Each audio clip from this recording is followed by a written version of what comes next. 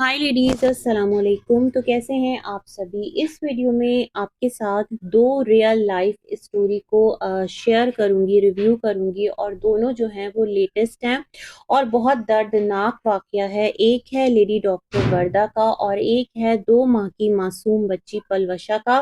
तो ये दो ऐसे वाकयात हैं जो इस वक्त सोशल मीडिया पर बहुत ज़्यादा डिस्कस किए जा रहे हैं और इंसानियत पर, दोस्ती पर, रिश्तों पर और ट्रस्ट पर बहुत बड़ा सवाल उठा दिया है इन दो हौलनाक वाकयात ने।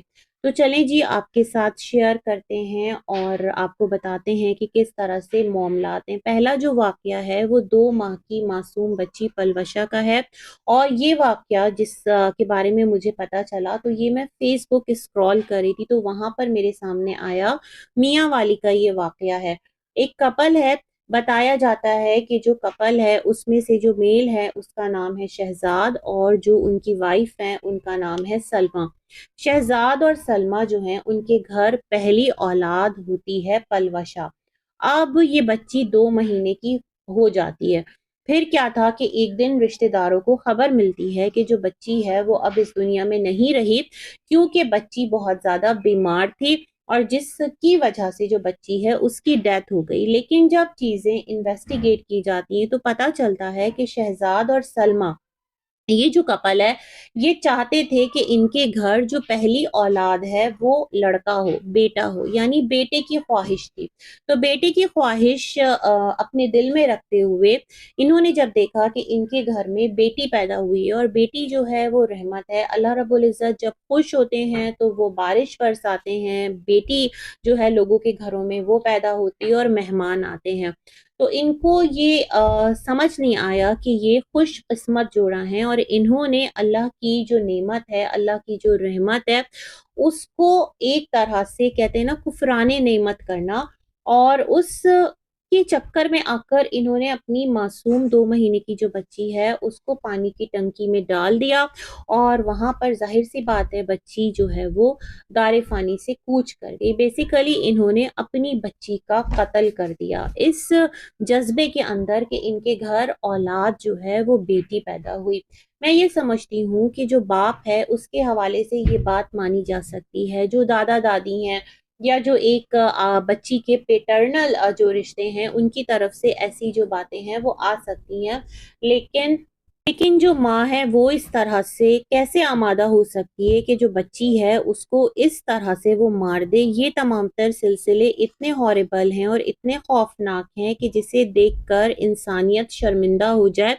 जमाना जाहिलियत में ये था कि जो बाप होता था तो वो क्या करता था कि वो बेटियों को जिंदा दफना देता था। और फिर इस्लाम आया, नबी पाक सल्लल्लाहु अलैहि वसल्लम ने बेटी को, औरत को हर रिश्ते में जो है ना, जिस जिस रिश्ते में औरत है उसको एक उसका जायज मुकाम, जायज मर्तबा जो है वो बताया लोगों को कि क्या है। और इस तरह जो बेटियां जिंदा दफनाई जाती थी वो सिलसिला तमाम हुआ।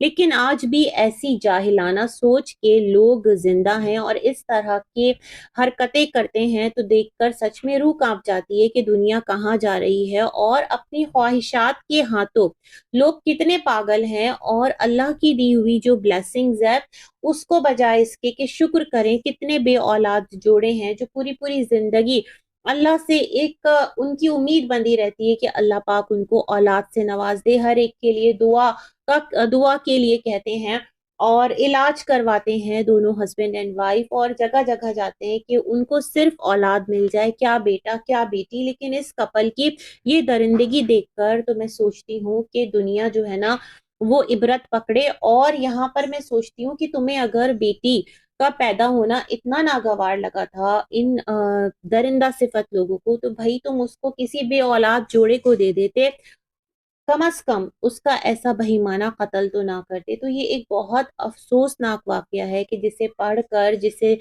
सुन करके ना रूह कांप जाती है। लेकिन ऐसा भी हो रहा है, मुआशरा इतनी खराबी की तरफ जा रहा है। तो अल्लाह रहम फरमाए। वो बच्ची तो जन्नत का फूल थी, चली गई, लेकिन इन जो माँ बाप है ना इन्होंने दुनिया में अपने लिए दोजख खरीद ली। जब बच्ची रोजे कयामत इनका गिरेबान पकड़ेगी तो फिर इनके पास क्या होगा। दुनिया में तो इन्हें सजा मिलेगी, लेकिन अल्लाह रब्बुल इज़्ज़त के हुज़ूर ये कैसे हाज़िर होंगे, मैं ये सोच रही हूँ। क्या वो लम्हा होगा और क्या वो एक वक़्त होगा जब इनसे इनके किए का हिसाब माँगा जाएगा। तो ख़ैर जनाब, आगे बढ़ते हैं और बात करते हैं यहाँ पर डॉक्टर वर्दा की। तो जो डॉक्टर वर्दा हैं, इनका ताल्लुक केपी के एबटाबाद से है। डॉक्टर वर्दा तकरीबन 3 साल पहले जो है दुबई चली गई थी और उस टाइम उनके पास 67 तोला जो है गोल्ड था, ये बताया जाता है। काफ़ी बड़ा एक अमाउंट। और जब वो दुबई जा रही थी तो उन्होंने सोचा कि ये गोल्ड जो है वो मैं किसके पास रखवाऊँ? तो पहली बात तो ये कि अगर हम सोचते हैं कि एक पढ़ा-लिखा इंसान जिसने कि एक दुनिया देखी होती है, प्रैक्टिसिंग डॉक्टर है, ट्रैवल कर रहा है और उसको बहुत सारे मामलात का पता है, तो फर्स्ट ऑप्शन तो यही होता है ना कि ये जो गोल्ड है ये बैंक में जाएगा और वहीं पर ये सेफ एंड सिक्योर रहेगा। लेकिन इन्होंने अपनी क्लोजेस्ट फ्रेंड पर, जो कि इनकी बचपन की दोस्त थी, जो दुख सुख की साथी समझ लें इनकी थी, उस पर ट्रस्ट किया। उसके पास अमानतन ये 67 तोला जो गोल्ड है वो रखवा दिया। अब जो इनके शौहर हैं, कहा ये जा रहा है वो 2017 से कोरिया में हैं और इनके 2 बच्चे हैं। वालिद जो हैं वो रहते हैं केपीके में और डॉक्टर वर्दा इसी तरह अपने प्यारों के साथ रहा करती थी। फिर तकरीबन 3 महीना पहले ये वापस आती हैं। जब ये वापस आती हैं अपने मुल्क पाकिस्तान, तो यहाँ पर ये तकाज़ा करती हैं अपनी दोस्त से कि जो इनका गोल्ड अमानतन रखवाया गया वो इनको वापस कर दिया जाए, है ना? तो वो दोस्त पहले तो टाल-मटोल से काम लेती है, फिर एक दिन इनको कहती है अच्छा ठीक है तुम आ जाओ और मैं तुम्हें तुम्हारा गोल्ड जो है वो वापस कर देती हूँ। फिर कहा ये जा रहा है, जो इन्वेस्टिगेशन हुई है, कि उसने गोल्ड दे भी दिया।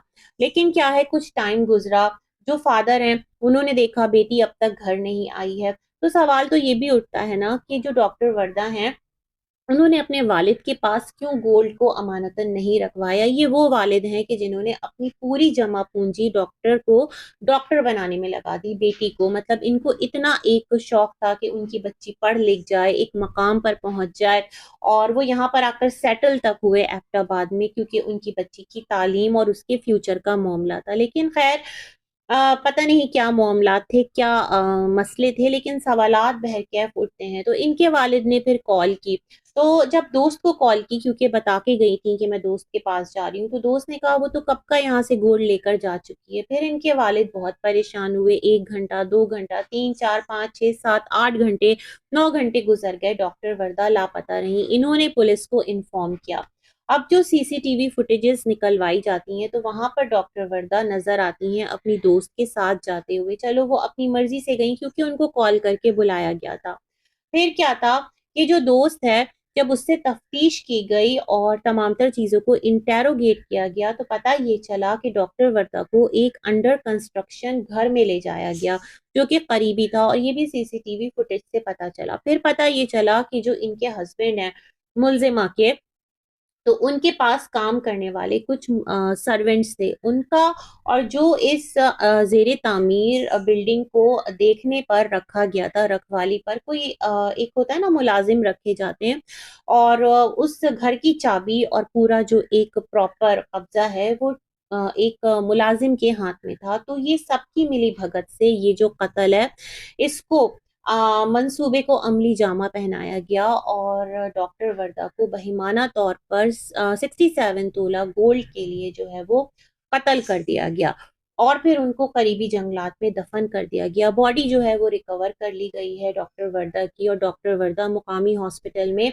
बतौर डॉक्टर के, लेडी डॉक्टर के, अपने फ़राइज़ अंजाम दे रही थी, अच्छी रेपुटेशन रख रही थी और एक रिप्यूटेड डॉक्टर थी।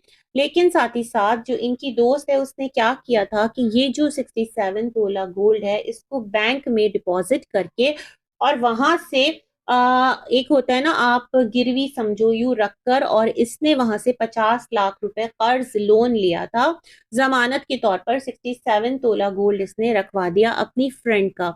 और जब फ्रेंड ने तकाजा किया तो इसको और कोई ऑप्शन नजर नहीं आया और इसने इतना संगीन प्लान बना डाला। तो यहाँ पर पॉइंट ये है कि आपका कोई भी रिश्ता हो, आपका कोई भी दोस्त हो, आपका कोई भी साथी हो, खुदारा खुदारा खुदारा, आज कल जो दौर जा रहा है और जो जमाना जा रहा है, इवन हर दौर में यही है कि जन, जमीन और जर, इसके पीछे बहुत मामलात जो है ना वो भयानक हो जाते हैं।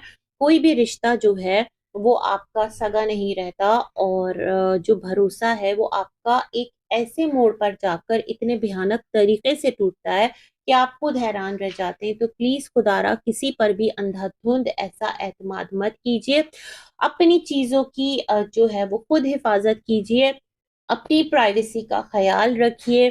किसी के कांधे पर रखकर आंसू बहाइए, मगर इस हद तक नहीं कि वही कांधा जो है ना वो आपके खिलाफ इस्तेमाल होने लगे और फिर आपको पता भी ना चले कि आपके साथ क्या कुछ हो सकता है। तो ये दो बहुत हौलनाक और दर्दनाक वाकयात हैं जो मेरी नज़रों के सामने से गुजरे। मैंने कहा मैं अपनी ऑडियंस के साथ ज़रूर इसको शेयर करूंगी। तो आप लोग डॉक्टर वर्दा के लिए दुआ कीजिएगा कि अल्लाह पाक उनकी आगे की मंजिल आसान फरमाए। जो भी उनके कत्ल में मुलविस लोग हैं उनको कैफर किरदार तक पहुंचाए, उनके लवाहिकीन को सब्र दे। और यहाँ पर जो बच्ची है पलवशा, उसकी जो भी आ, कत्ल में मुलविस उसके अपने पेरेंट्स हैं, तो उनको भी सख्त से सख्त सजा मिले। और एक जो है ना इबरत यहाँ पर एग्जाम्पल सेट हो कि आइंदा कोई भी फिर इस तरह का ना जो कदम है वो ना उठाए। इसी के साथ बहुत सारी गुड विशेस आप सबके लिए। अल्लाह हाफिज।